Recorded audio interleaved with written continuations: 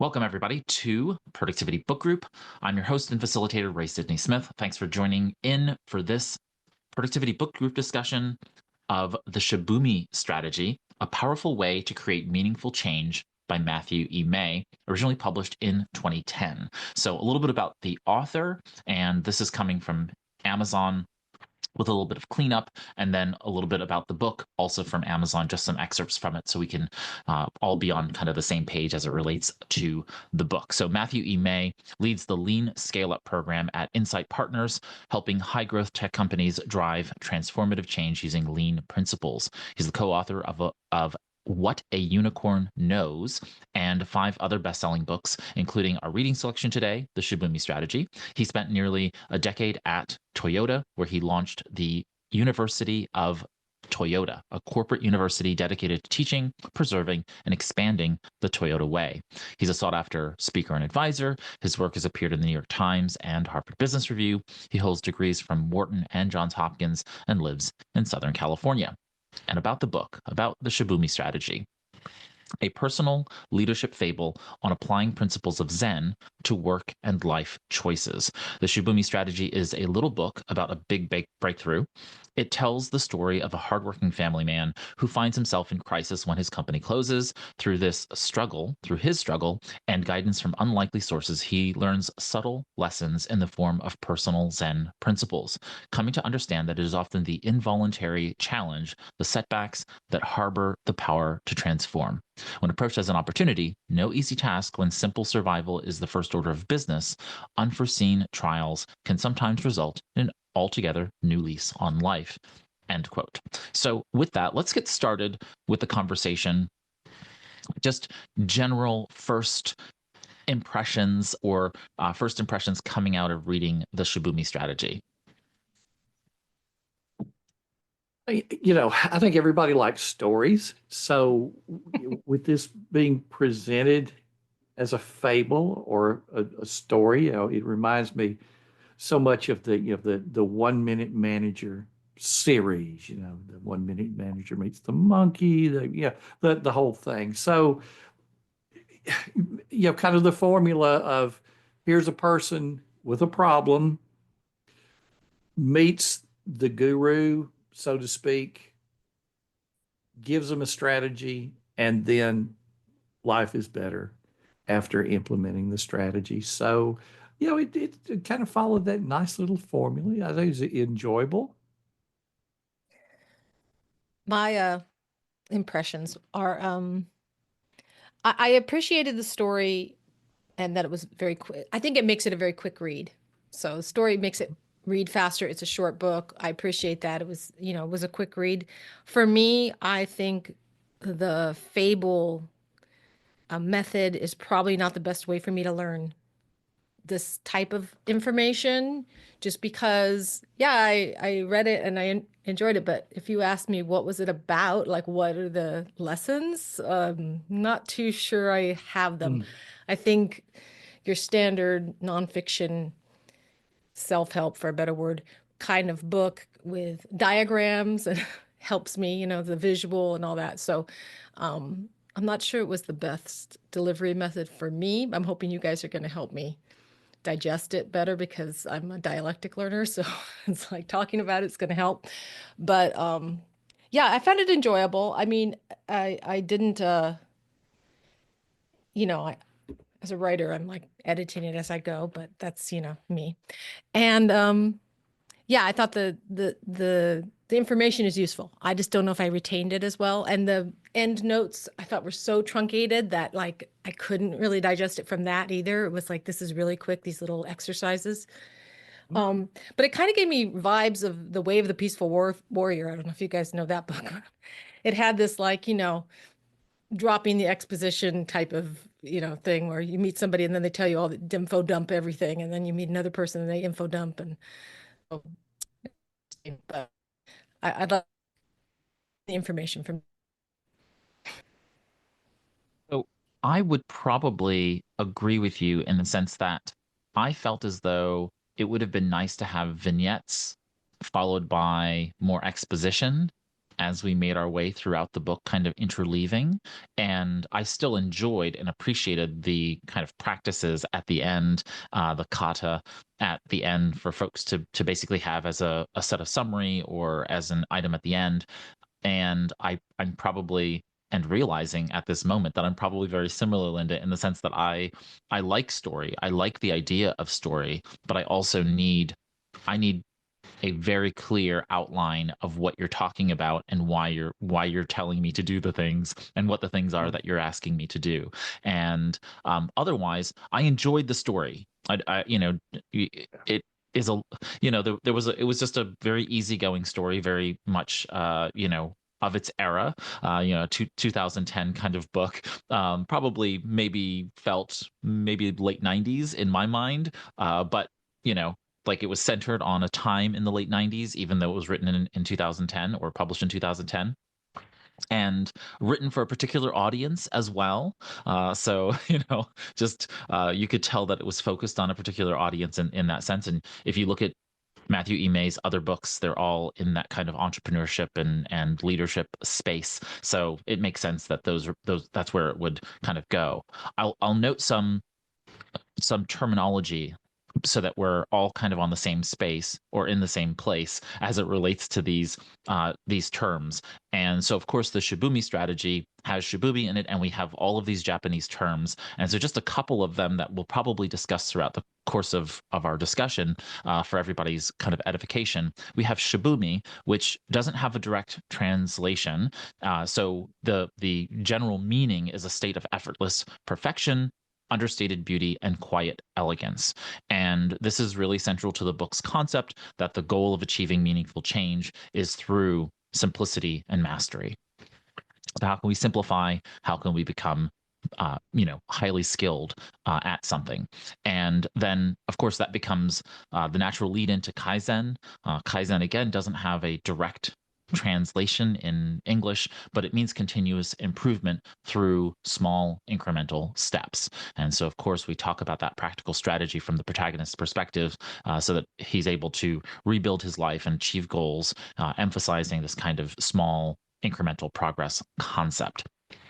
There's a lot of other terms throughout the book that are covered, but I will only cover one more, and then if we have time and need, we can discuss maybe some of the other terms. But the other is Genchi Genbutsu, if I'm pronouncing that correctly. But it's the underlying principle of the Toyota Way. It's a really big part of the Toyota Way philosophy, and the principle is about going to and directly observing a location and its conditions in order to understand and solve any problems faster and more effectively.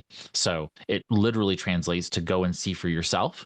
And so this whole Genshi Genbutsu concept is something that underlies the Shibumi strategy in a lot of ways. So just a little bit of terminology so we're all on the same page there.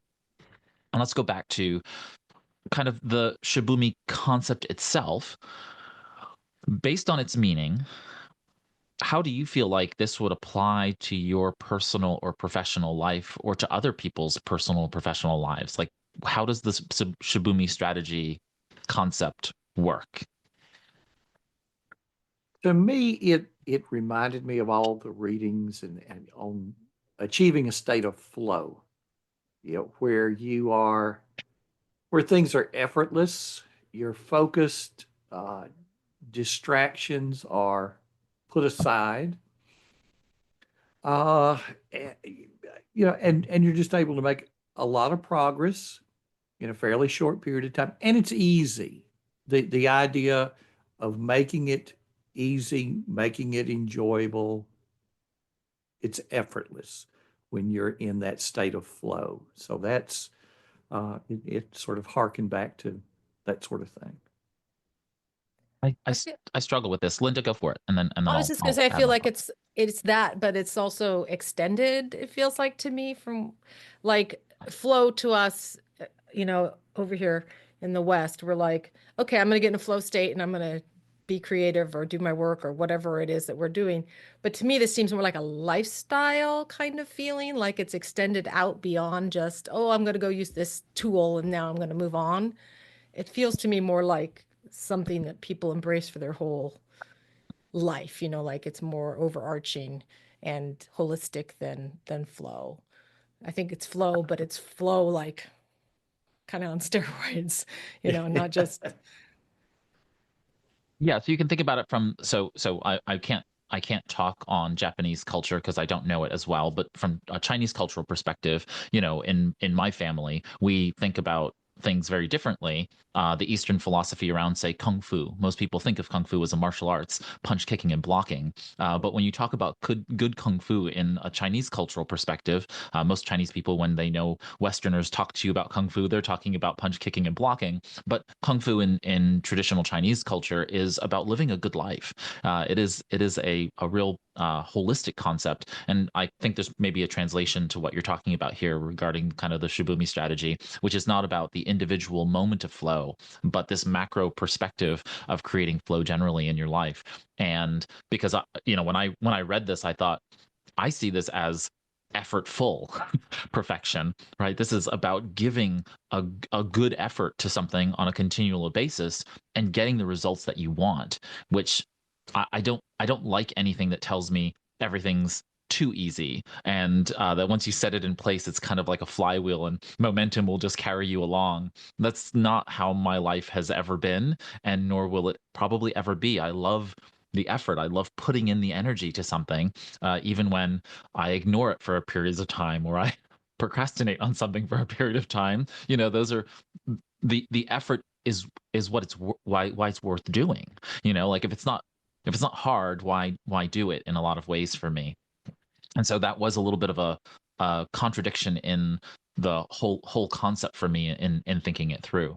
So I'm just really curious about how individuals actually would utilize the Shibumi concept, the Shibumi strategy in their real lives.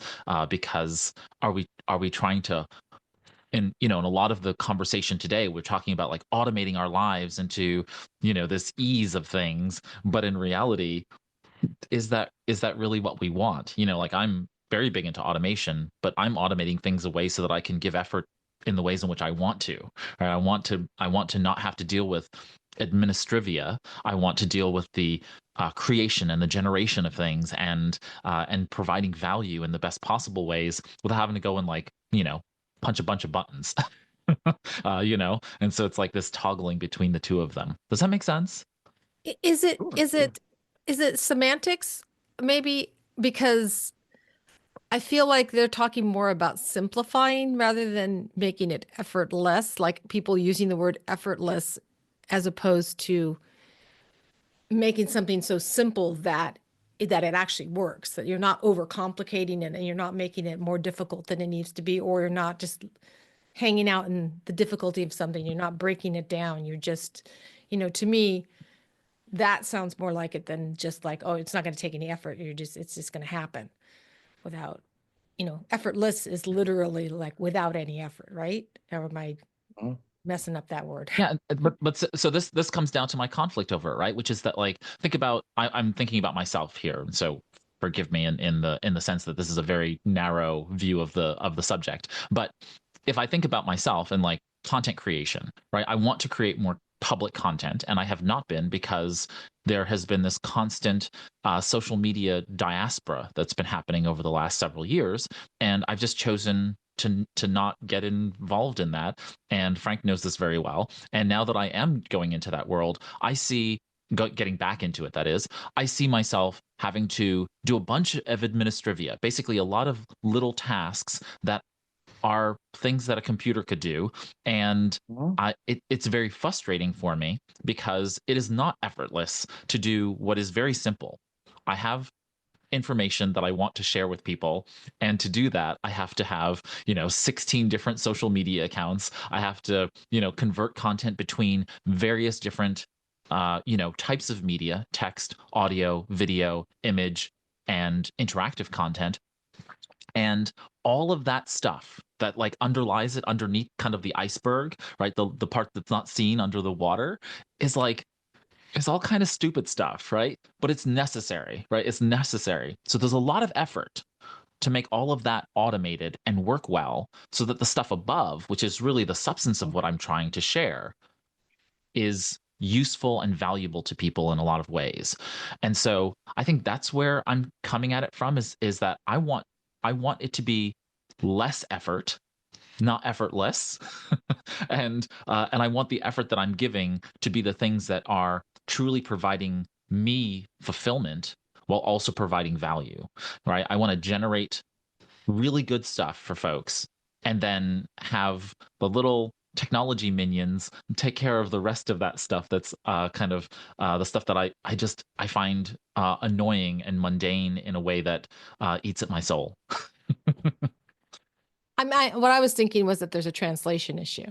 I mean, I would love to hear Mm. somebody who speaks Japanese actually try to translate it, because to me, it seems like that's not what this is totally. It's probably less effort, not effortless, is Mhm. more appropriate, but it's interesting. But what you're talking about, Ray, is not simple. I mean, you think it would be simple, sharing information with people, but sharing information with people on a large scale has always been a complex animal. I mean, it used to be done by only certain people, and it's very, very complicated. Yeah. Um, And so lots, I lots don't of think it's a new little, thing. yeah, lots of little pieces and parts. Yeah. You could upload the video, but then, well, let's share that to Twitter and let's see. No, you got to have the images. Yeah, it just, it takes on a life of its own. But And that complexity has always been there. If you were going to publish a book 50 years ago or make a movie or a television show, that complexity was built into all those any kind of mass communication that you want to do. There's always been complexity. If you're going to do it like, one-on-one, it's less complex. The group of And people. I think that what you're talking about, Linda, is that in the past that was done by a team of probably hundreds of people. Oh, yeah. Yeah. Today, Hundreds. it's myself and a small staff, right? And so it's like, and in this work, you want to still do all the things, right? Like, for example, on all of the social media platforms, you want to make sure that it's accessible, meaning that it has alt text, so that folks who have screen readers are able to still consume the content. So it's like every little check box becomes kind of death by a thousand cuts to getting content out the door in an effective way. And I'll do it. I mean, I don't mind hard work, and I don't even mind menial work when the work is meaningful. But I do know that technology can reduce that. Right? Automation should be able to reduce that down to something that is a minimal amount of that kind of what I call administrivia, right? The little tiny things that I don't and shouldn't feel like I need to do, but has to be done. Well, that's why And content creators are so stressed out. I mean, you see these people have yeah, mental health issues. They get very stressed. They don't take vacations. They don't take time off. They don't have a staff, or maybe they have an editor if they're lucky. I mean, there's a lot of mid-level content creators who are, have a lot of issues going on because they're doing what was done by hundreds, if not thousands right, on exactly. some things. Yeah, and you're having something that I've noticed, and I know we're a little off topic of the book, but something that We I've are. noticed quite frequently, quite frequently online today, is that creators are attacking other creators, and I do not want that in my world at all. My goal is to support and to collaborate with people in our space, in the personal productivity and time management space. So anytime I see that, I get turned off almost immediately when I see other folks. I see this mostly in the fitness space. So I watch a lot of YouTube fitness content, and I get really, really annoyed when you see these kinds of clickbaity attacks upon each other, and some of them are fake, right? Done to just get you to watch the video, and I don't particularly like that. Anyway, back on Shibumi, and so let's talk about some of the concepts, whether they be Kaizen or kind of some of these resilience strategies, the whole idea of doing kind of a debriefing, the Hanzai concept. Which areas would you like to kind of move into and talk about regarding the Shibumi strategy?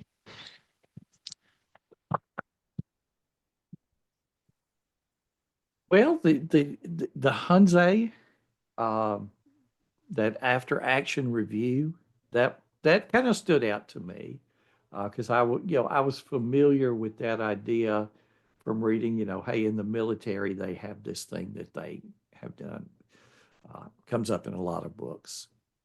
And, just a real solid idea, right after you finish something, what worked, what was supposed to happen, what did happen, how are the two different, rather than waiting a year from now or the next time we have to do that thing to go, well, how'd that go last time now? That handle it right afterwards. And so that you're basically starting the planning for next time right now while everything's fresh on your mind.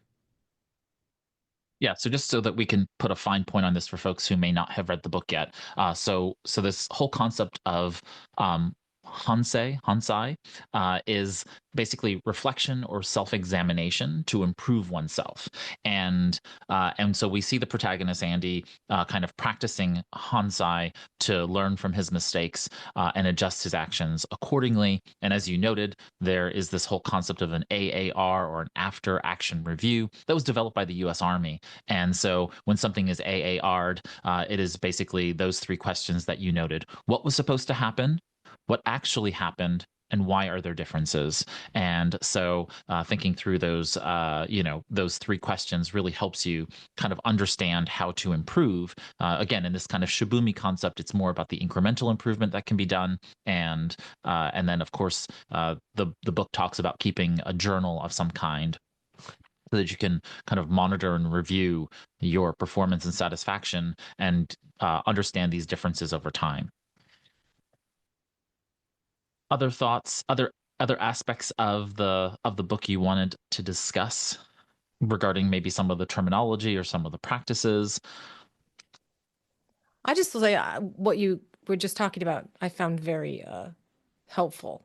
And the idea of doing it right away, too. Like you're done with this and don't do like a review a month later or a week later or whatever. You're just literally, putting that in and keeping track of that. I thought it was very effective. Sounded very effective. Yeah, that really stood out to me because the tendency for so many of us is, we, gosh, finally got that done. All right, now I can move on to something else. This is sort of like tying a bow around it. This is the cleaning up the dishes right after dinner instead of letting them sit in the sink for 3 days because we're busy with something else. And then if you do let them sit in the sink for 3 days, well, then there's all the crud you got to scrape off of them. So it's, do I do the work now or do I do harder work later?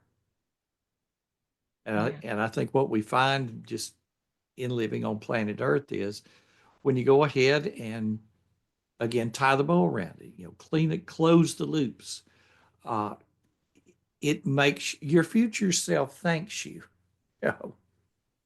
And also our memory is very fallible. I mean, you're more likely to be accurate about what happened if you do it right after than if you wait time, which adds, like you said, the crud. And either we lose it or we add to it, or we don't really get a clear feeling of what happened.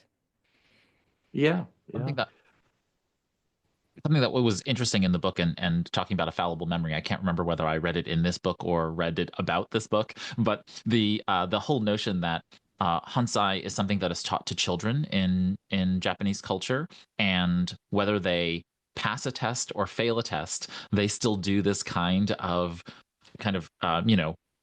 memorialization of what went well, what didn't go well after a test or an exam or a project or something like that, and that it's just part of their culture. It's part of their practice that they're taught this kind of debriefing, so to speak. And I found that to be really fascinating, and it's something that I don't know, I've just always really adhered to myself. I like that. I like planning and I like reflecting. The doing part is is the least favorite of mine, and I've had to work really hard to lean into the doing part. And I think that's probably what I really enjoy about coaching others is that I can watch them do and help them doing without actually having to put in the work. And so I found that piece of the Hansai concept really appealing to me because it it helps us all remember that recognizing what we're doing allows us to celebrate successes. It allows us to be able to understand how to overcome failures or mistakes for the future. And it's not about perfection ultimately, even though Shibumi has this word perfection in it, which of course for me, in many ways, I bristle at the word perfection today because I know how pernicious it is for high achievers to hear perfection and to have an misunderstanding about what that really means. So I like the concept of excellence, and I like the word excellence used in the definition around Shibumi, like having a standard of excellence, which is what I call it.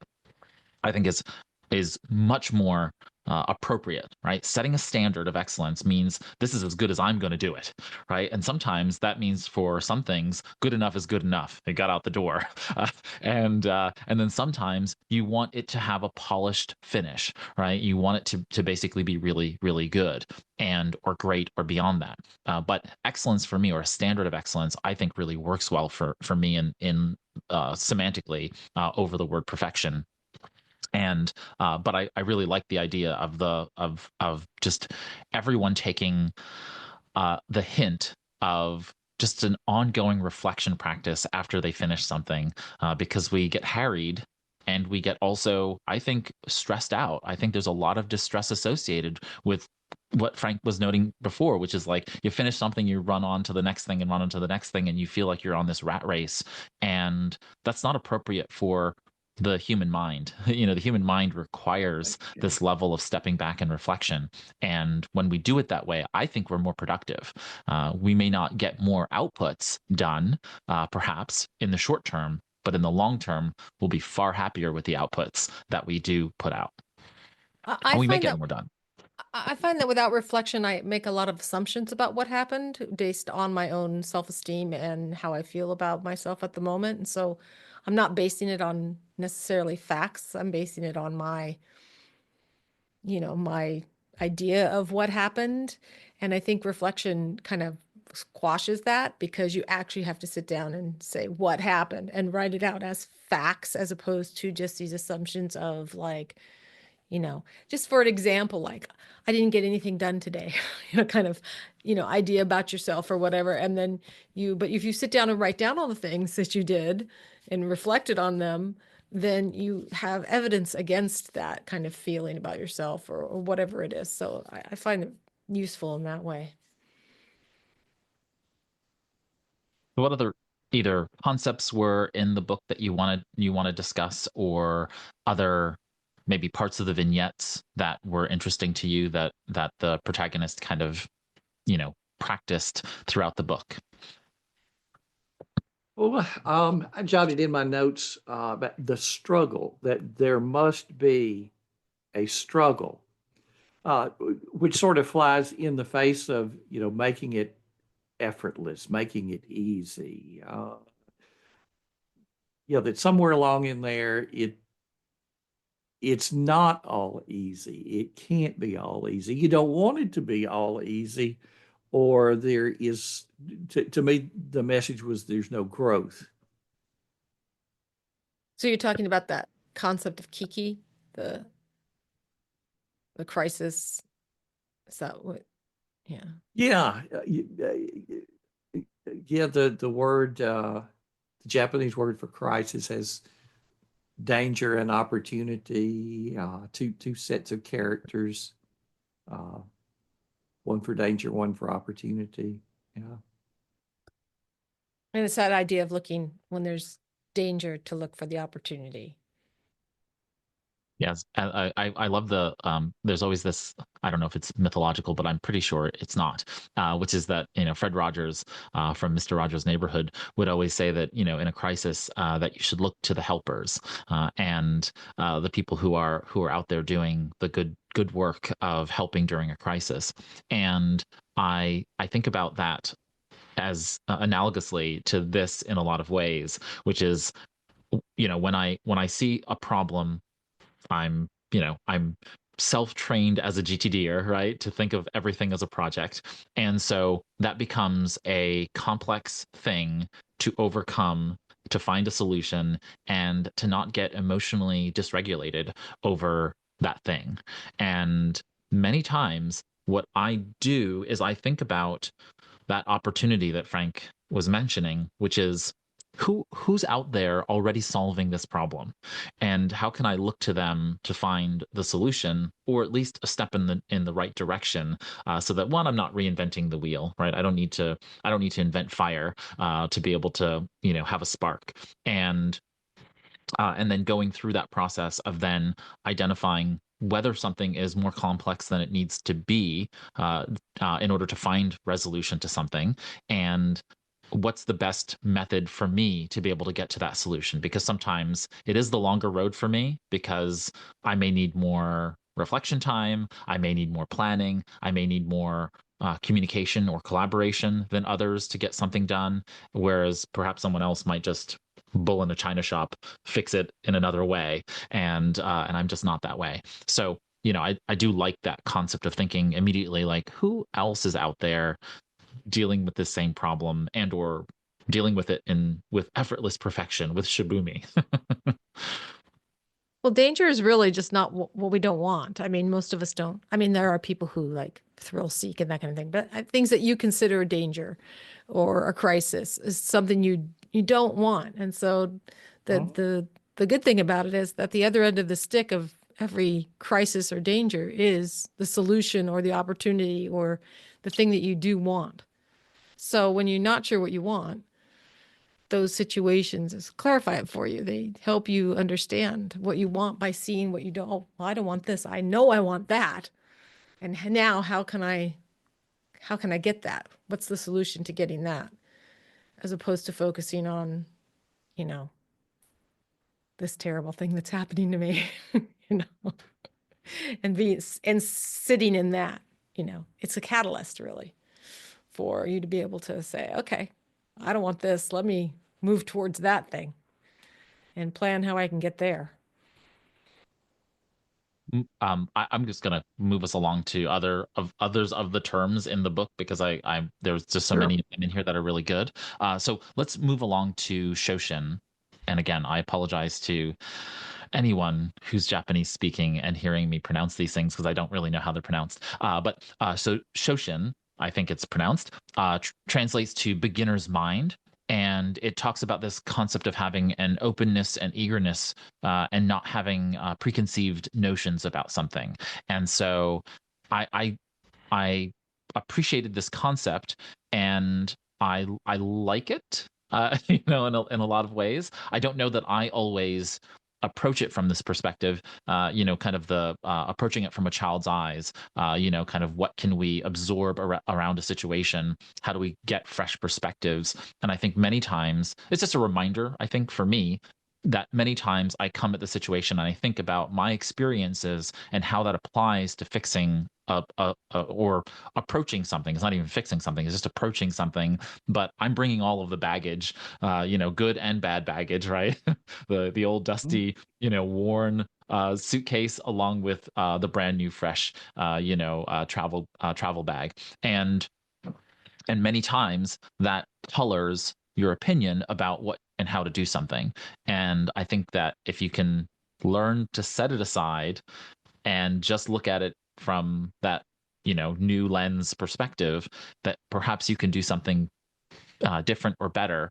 Not that you can always get rid of your own experience, right? You can't get away from your brain in a lot of ways, but you can see it through other people's eyes. And I like the idea of, and we've talked about this in the past, of kind of wearing, whether you think about it as a hat, different colored glasses, putting on a mask. But if you can fictionalize yourself as somebody else and look at it through their perspective. So, like, think of myself as my 8-year-old self again versus my current age self, which is many, many years ago, and or thinking about yourself as someone else. Like, if I were this particular superhero or this particular expert in my field, how would they look at this situation? Which I think really helps you start to think about it from a novel perspective, but sometimes a perspective that doesn't have the same constraints that you have placed on it on initial view. Any thoughts there? Agreement, disagreement? As somebody who approaches most things with bias, I think it's very, very helpful. I mean, it's, it's hard not to carry your baggage with you and, use whatever you've learned and whatever you've experienced to influence what's happening. But sometimes, things are counterintuitive. Sometimes things are not what they seem. And so, yeah, I think it's really helpful to look at things with fresh eyes, all that with it. Yeah. Well, we can snap forward to the concept of ikigai in the book. And so the book does mention ikigai in kind of general translation. The concept is, one's reason for being. Some people could call it a life purpose. And so, the whole notion there, of course, is helping to discover your reason for being through generally 4 questions that are asked in any particular ikigai exercise. You'll see this information in many different places, but it's like, what do you love? What are you good at? What does the world need? And what can you be paid for? And so obviously the remuneration piece of it, kind of the money piece of it and the economic aspect is kind of maybe I don't know if it's more modern or not, but those first 3 questions obviously are really, I think, if you take it as a Venn diagram, where those pieces overlap, ultimately becomes your ikigai. And as someone who has thought quite a lot about this subject, I thought it was a really good, brief introduction to it, even though it's a much more nuanced perspective, certainly from, I think, a traditional Japanese perspective. I'm giving you the more Western interpretation. But the idea here is that we can all determine a life purpose, and the life purpose does not need to be as overarching or all encompassing as many people think. It also doesn't need to be economically connected. So you can have a life purpose or mission that lasts a year. It can last 6 months, or it can be about your entire life and encompass everything that you do and be filtered through that lens. And so, yeah, it just brought up a lot of those thoughts, I think, in mentioning it in the book. But I think also adding that money piece, so to speak, that, as you're finding your life purpose, that it also helps to how is that going to line up with being able to pay the bills? I know people who have a life purpose and and they wind up there laying on the couch in their parents' basement, but that's my, I'm following my life purpose. Well, just to get by in the world, it does kind of need to line up with people being able to pay you something for something that you do. So, And I think, knowing that having, passion, mission, vocation, and profession are all not the same thing. And so if you want to be, I think the typical trope is that, you have this artist, and the artist is a starving artist perspective. I don't abide by that, but we can use that analogy just for simplicity here. I think that what someone needs to do is to decouple having a job that pays the bills and then pursuing their passion, mission, and vocation separately, so that their profession can feed that. And, it's like if you have a corporate job, but you are in community theater and you do that because you love it and you want to express yourself artistically and creatively in that space, you're no longer a starving artist. You're a whole person, and that's great. So I think the rationalization here that people in that position have to understand is that you don't get to exempt yourself from society because you have passion, mission, and vocation. I think that's important. It's great that the world needs you in that sense. I think it's unfortunate that we don't support the arts more, but reality is reality. Okay, so like let's not try to defy reality. Let's try to, you know, figure out how to make this sustainable for you. You want to be a full functioning member of society. And I don't think that's anybody necessarily listening to this podcast. But, if you have folks in your life who are in that position, I think there's some peer coaching, peer conversations that can be had, as well as parenting and other kinds of mentorship that can be provided to help them decouple those things. I think people tend to think that you have to love your job and you have to love, your profession, and you don't, right? You can work to pay the bills, and then you can, outside of work, go find passion, mission, and vocation. I was just listening to Adam Savage yesterday or the day before, and he was talking just about this. Like, he knows people who have their thing they do, and then they have this job that they never talk about. You don't hear them talk about it. It is just going there to make money so they can do the thing they love to do. So it's just paying, it's just their patron so they can do their work. And but I find it interesting too, because this concept to me is very difficult when you have a Renaissance kind of personality where you don't have one passion that's like, this is the burning thing I want to do for my life. And you want to do a lot of different things, and you want to you know, you want to explore and do a lot of stuff. And I think that that's a difficult, like, little matrix to fill out when you don't have like one Sure. thing.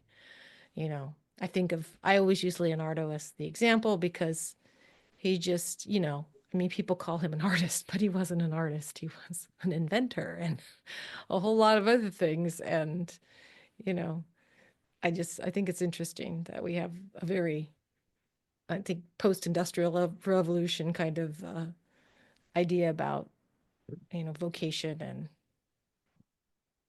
Yeah, I think that if you think of the archetypal Renaissance person, Leonardo da Vinci comes to mind, Yeah. and he was accomplished in many different areas.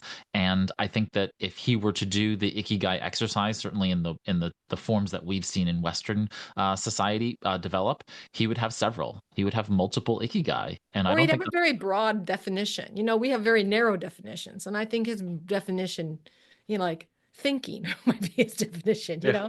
which took place in different modalities, in his journals, but also in his painting. And you know what I mean? He did different things while he was doing this thinking, which is what I Yeah, think was going on probably. But I think it would have to be extremely broad, because if you try to narrow it down to what people would consider a job or a payable, I don't know, people get paid to think, but they're very rare. Yeah, so I kind of went through this experience myself, right? And I work in multiple domains, and I absolutely enjoy having the diversity of work that I do. And I have no intention of someone placing me into one of their little, square pegs, and I'm just round, and I'm not going into the square peg. And so I think about having. Perhaps it could be one more broad, centralized concept. I tend to semantically be more, individual about those. And so, yeah, my ikigai just happens to be multiple. I mean, I'm like, or a multiplicity of them. And I find that to be really useful, especially as I was identifying my areas of responsibility in using older GTD lingo, but areas of focus and accountability. I would I would outline all of those roles, and that's what allowed me to really figure out what is the purpose of each of these roles, and are they a vocation or are they a profession? Are they just here to make money, or are they there because I care about this as a part of my purpose and mission? And that allowed me to kind of put them where they belonged, and how much energy to provide in them, and how much attention to worry about making mistakes or not, right? There are certain things that I'm just never going to worry about in some categories or roles, and that I'm going to worry about a lot when it comes to those categories and roles. Like, does this thing make money, right? And if it never makes money, is it going to bother me? And in several categories, because Mhm. they're they're not. Sometimes the answer is no. Yeah. Yeah, I don't care. I I just just It doesn't. It's a hobby. It's something you just like to do. You do this other thing that makes the money so you can do what you want to, realizing it doesn't bring in any income. It brings joy. Right, right. Yeah. And Go ahead. yeah, so one thing that has to be certainly talked about here whenever we talk about the ikigai and decoupling profession and vocation is that for a lot of people, they have to deal with other people. And so your hobby that makes no money, right? And you may have this job that's doing really well. There is a conflict for some partners, some family members, typically parents or otherwise, who can't ever figure that out, right? They were built in a particular or raised in a particular environment, and they see that even if you're paying the bills and doing what you need to do, they see that as a form of failure for you. And so you need to really buffer yourself against that and recognize ways in which to gently ease them into coming to terms with it. It really requires them to come to terms with it, not you, in a lot of ways. And it can really emotionally impact you and the work that you're doing. So if you love, like for me, if I enjoy podcasting and I hear from, a spouse or partner, husband or wife telling you every day that, you're wasting your time doing that podcasting thing, right? Even though it brings you a lot of joy and connection and collaboration, that's a very unsupportive place to be living in a long term, even if you've got a job and you're paying the bills and you're doing all that stuff, right? So just be mindful that there is this, dark side to decoupling profession and vocation and this ikigai concept.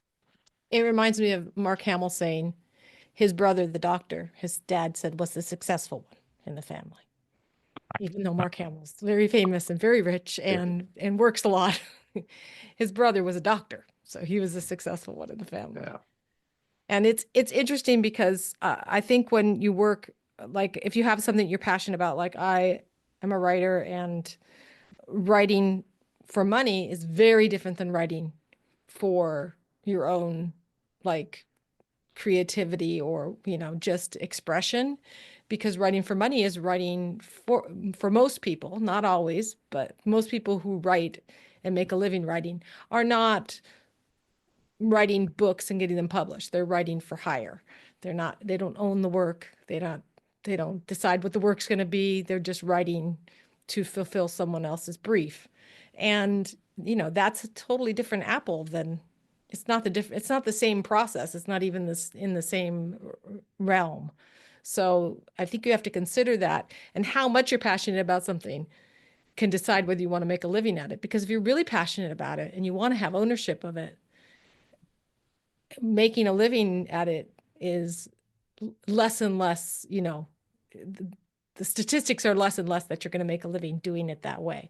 So you have to decide if you're willing to sacrifice it. Some things are just sacred and you want to enjoy them, and you don't want to make a living at them. You just want them to be, you want to have complete control over. I think that for some, yeah, and I would, for anyone who is suffering through this circumstance, I would just lean into the concept of satisficing, and not necessarily on the passion that you have toward the thing you want to do. Like being a creative person is where we've been having this conversation, but this fills many different categories.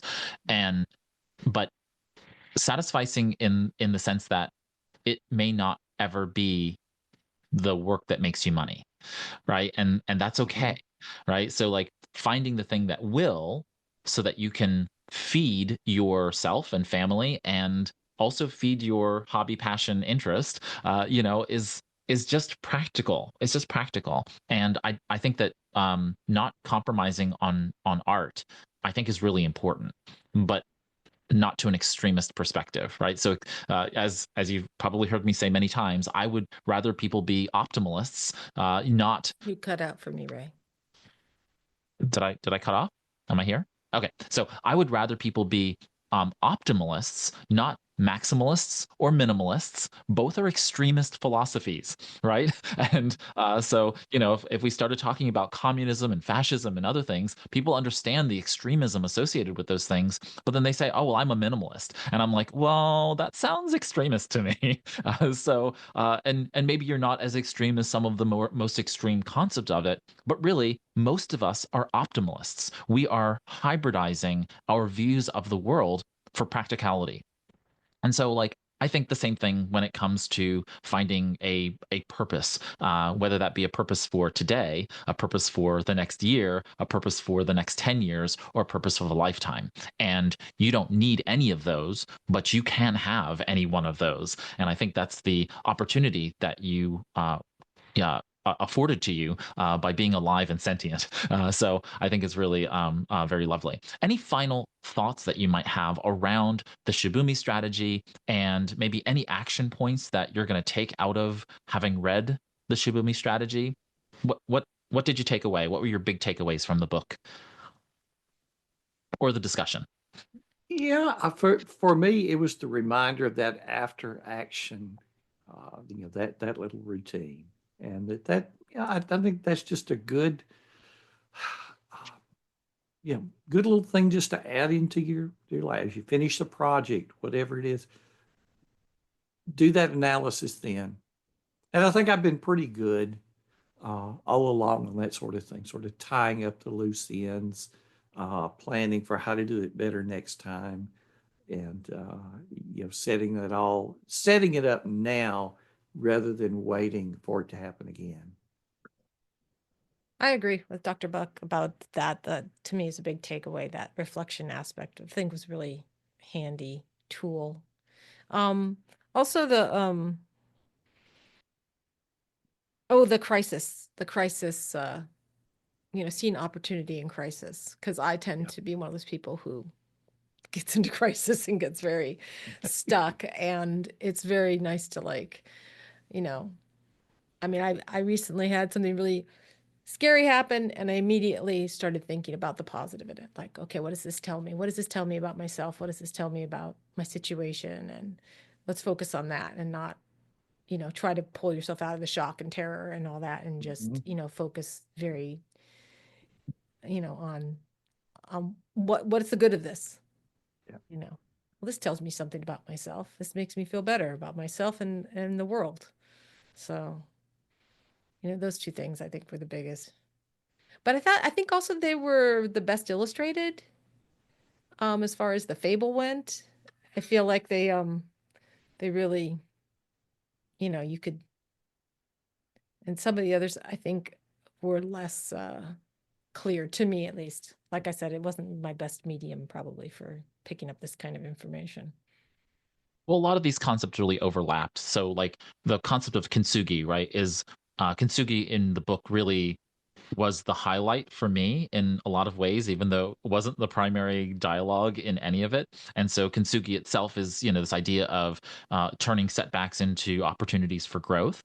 And we can use a little hansai, we can use a little bit of these other elements to kind of also understand it. But kintsugi itself is like a Japanese art form where people purposefully break porcelain or ceramics, and then they rebind it together using gold. And some of these pieces are just gorgeous. I was recently at the Carnegie Museum of Natural History, and I was. It's the Carnegie Museum of Art and Natural History, I think. But either way, and there was some kintsugi pieces there, and it was just gorgeous. I don't understand the concept of I guess I do understand the concept of purposely breaking it and re-putting it back together. This idea of leaning into and embracing imperfection. And so that was something that, even though it was a small part of the book, it definitely helped me understand more about facing setbacks, the idea of figuring out what broke or what went wrong, kind of that Hansai concept, and then identifying where the lessons learned are, where I can develop skills, and the practicality of learning the skills of repairing things as opposed to just doing things, right? There's a natural skill to, when things go wrong, how to fix those things, how to get back on track. And when you learn that skill of being able to learn how to get back on track, then falling off the wagon, so to speak, when we talk about it in the GTD perspective, becomes easier to get back on the wagon when you're really good at doing both of those things, right? If you're really good at falling off the wagon, then it should be a learned skill, kind of a kintsugi inspired skill to getting back on the bicycle. I like to use the analogy of a bicycle. So you fall off the GTD bicycle, You get back on. Yes. you learn how to get back on. You got a little couple bumps and scrapes, but you learn how to go ahead and hop back on and keep going, and plan with that new understanding in mind. And so, that was definitely a really good takeaway for me, and probably at the right moment for me, where I felt like I was and have been not doing some things, and now I want to do them again, and being able to get back on the bike and feel good about that process. And so it feels a little kintsugi to me, in that sense, if I'm using the word right. But either way, thank you all for joining me here in this conversation, for the Shibumi Strategy by Matthew E. May. And now that we've reached the end of this book discussion about the Shibumi Strategy, a powerful way to create meaningful change by Matthew E. May, I'm just going to let you all know that I will have to put out a notice some way, shape, or form. I will probably put this on the website as well as through social media, what our next discussion date is going to be. But either way, whatever date it's going to be, we are going to be reading and discussing Feel Good Productivity, How to Do More of What Matters to You by Ali Abdaal. So Feel Good Productivity, How to Do More of What Matters to You by Ali Abdaal will be our next reading selection. So go ahead and get that from the library. Go ahead and buy it online, however you want to do it.